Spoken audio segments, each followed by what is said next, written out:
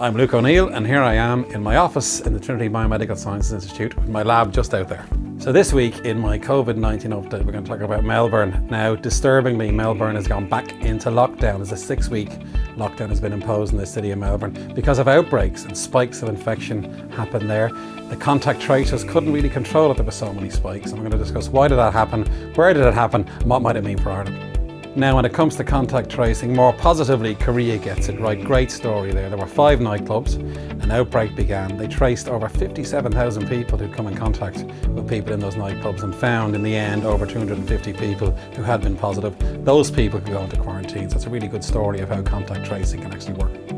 And a very interesting look at Japan. So Japan are great at wearing masks. They've got a long tradition of this. It goes back actually to their religious ceremonies where they wore masks during some of those ceremonies. They had a massive outbreak, of course, in the 1918 pandemic, and they began wearing masks after that. And they never stopped it. There's all kinds of fashion aspects to this. They call them patriot masks. So we can learn from the Japanese in terms of when and where to wear masks.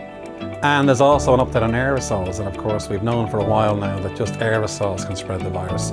Just by breathing, actually, the virus can come out, and then maybe you can catch it on the air, basically. And WHO are bound to say this is the case. That would have big consequences because it means anywhere indoors has to have great ventilation.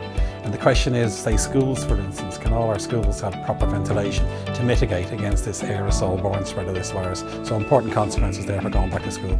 You can hear about these stories and more on my weekly update with Pat Kenny on Newstalk.